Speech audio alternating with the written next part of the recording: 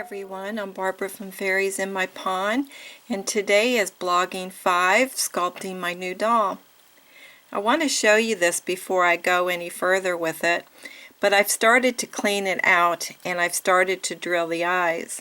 And I want you to notice with this part, when they are just made with the straw, they appear to be smaller.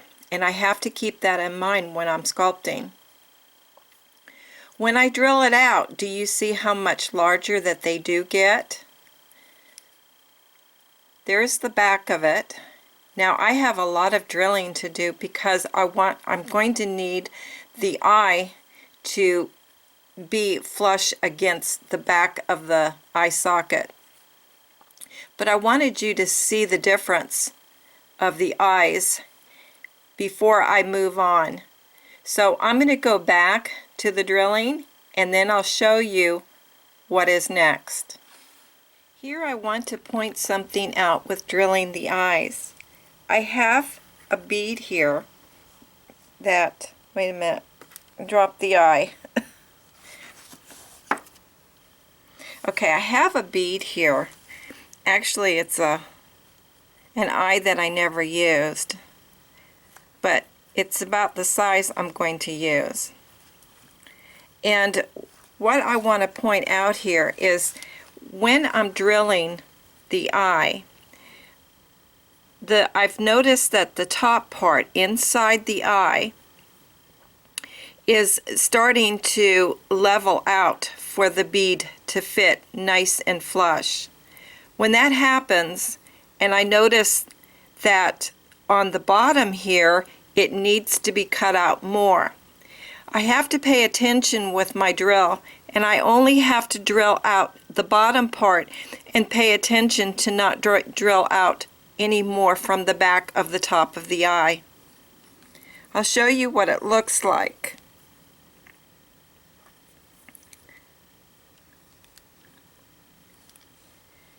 You look at the inside of the eye and you look at how the bead is pressing up against the eye.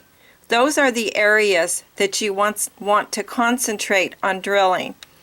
So in other words, what I'm saying is sometimes when I have the drill with the attachment, I don't touch the whole eye socket. I start working in areas around the socket. I keep putting the bead in to keep measuring it. Now just in case I drill too much, it's really not a problem because I can always go back and patch it up. Okay everyone, I'm going to go back to my drilling.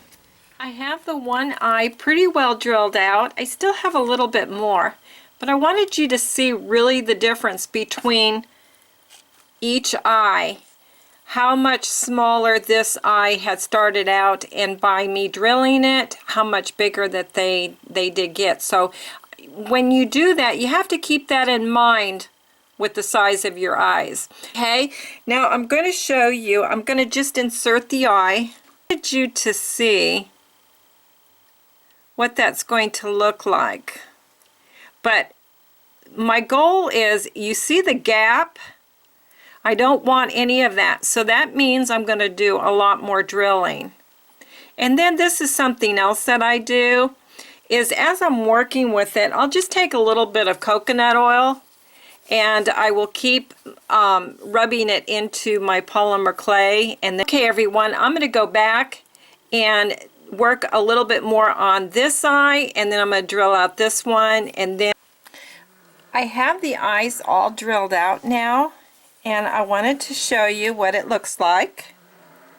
And here's the inside. Now the inside, I'm going to still clean it up more to make, I'm going to get more of this out of here, thin it up a little bit more. Now you don't have to do this, I just like doing it because it gives it a lighter appearance. I don't know, it changes the look of the clay.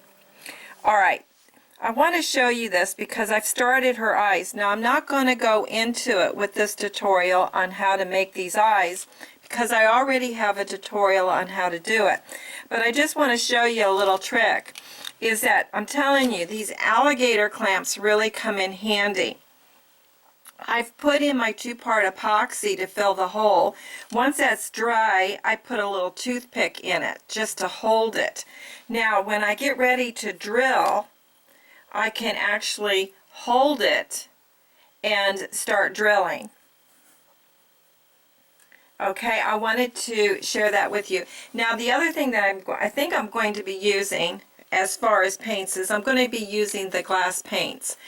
And I'm going to give you this little tip, or I should say my own theory here, because I get a lot of people writing me and saying that the UV gel, let's see if I can find it, yeah. The UV gel, they have a lot of problems with it, that it wants to pop out of the iris. And I'm going to give you my theory on it of why it might be happening to any of you, is that it's going to depend on what kind of paint that you're using. You want a paint that the UV gel is, when you apply it to the dry paint, you don't want that UV gel to be able to lift that paint up, because the UV gel is wet. And I think that between that and the paint has enough moisture to lift your paint. Now, the glass paints, I feel probably are one of the best things to use. Now, but the glass paints, when you put it on, now, even though it's just that little tiny bit, I like to let it set overnight and let it dry. And then what I do is I take my heat gun and I actually apply heat to it. And when you read the back of the instructions on the glass paints, it tells you to bake the paint. And since I apply the heat with a heat gun, which I find that the heat gun is plenty, I don't have to stick it in my oven, that really sets that paint in, and it doesn't cause that UV gel to lift that paint up like other paints would.